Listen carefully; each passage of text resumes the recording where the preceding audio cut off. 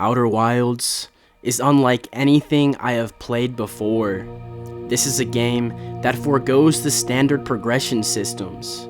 Here there is no need to worry about experience or stick skills. The means of progression is the player's knowledge of the universe.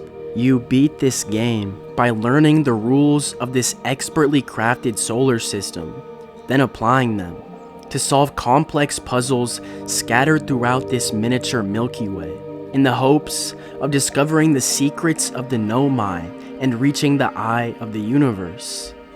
This is a game that feels like it was made for me, with some of my favorite films of all time being Interstellar and A Space Odyssey. Watching these movies developed in me a fascination with the final frontier, and a burning desire to explore the furthest reaches of our solar system. In this video, I want to take a look at the mechanics of Outer Wilds, exploring the unique physics and movement systems crafted by Mobius Games, and taking a look at what the hands-crafted nature of Outer Wilds' solar system adds to this experience. Finally concluding with how this game ended up going under so many players' radars.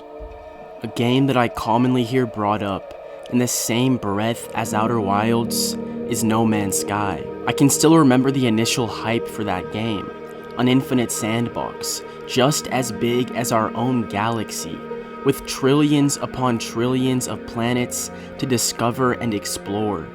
From this synopsis, I can understand the hype surrounding this game.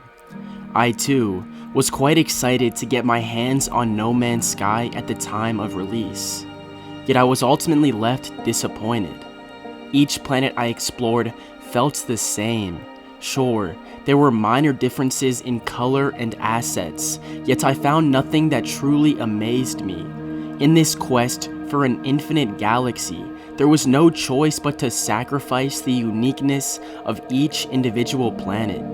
From this pursuit of quantity, the quality of the overall experience is lost to some extent.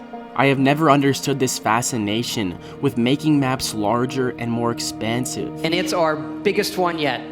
It is 4 times the size, 16 times the detail, when the focus should instead be on what to fill the world with. This should be the first priority of any game developer, to provide the player with meaningful experiences, and in most cases, increasing the size of the game world has the opposite effect. This is why I love Outer Wilds.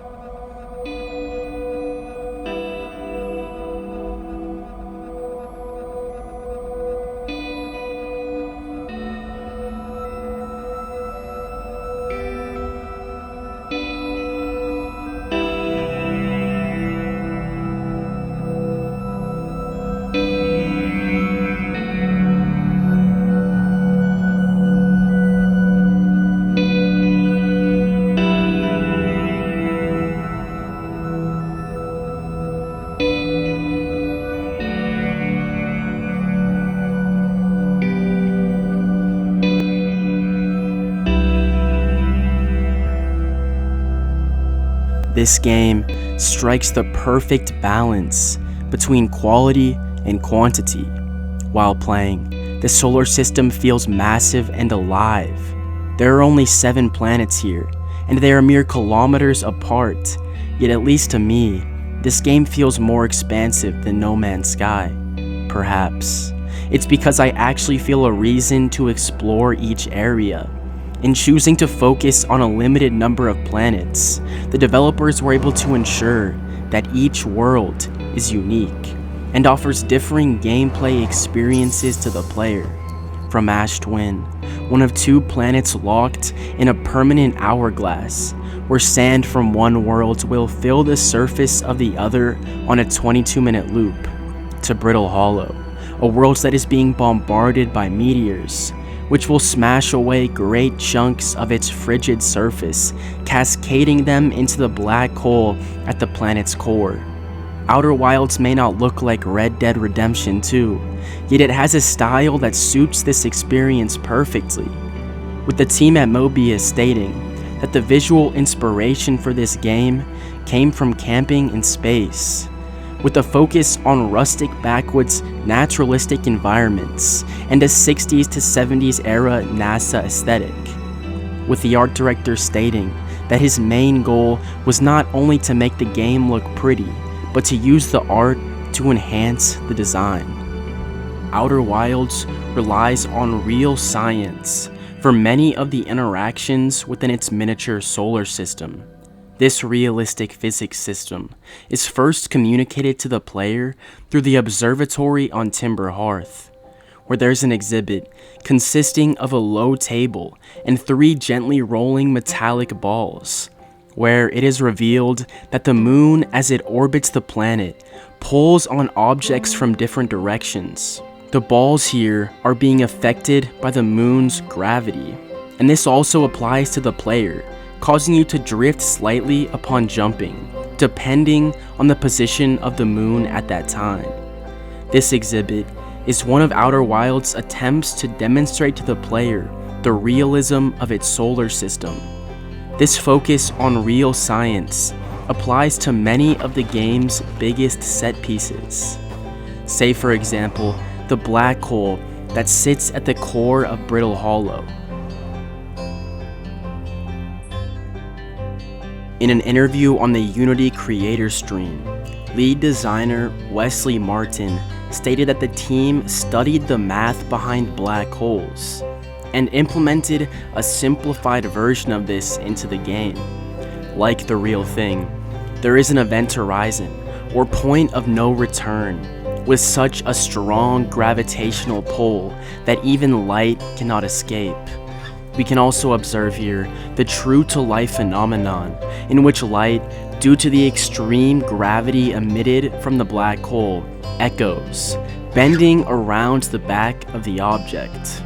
Something I'm sure many who have played this game have wondered is if a black hole would actually send one back in time. Some physicists have theorized that if you position a wormhole entrance at a near light speed relative to a near motionless wormhole exit, it would allow one to achieve a similar effect as to what is seen in-game. However, this is purely theoretical. These time-bending escapades we observe in Outer Wilds are based purely on conjecture. Now, it's fun to explore the science of black holes and the gravitational effects of Timber Hearth's moon, yet there is something far more cataclysmal at play here: the heat death of our solar system. At the end of each 22-minute time loop, the sun will go supernova. This is a very real occurrence, when massive stars, far larger than even our own sun, run out of fuel for their core fusion process. There is a chance that a supernova may occur. Here, a star will implode upon itself, with its core reaching temperatures in the billions, with atoms squeezed so closely together that the forces of their nuclei create a recoil, creating a powerful shockwave that will eviscerate nearly anything in its path.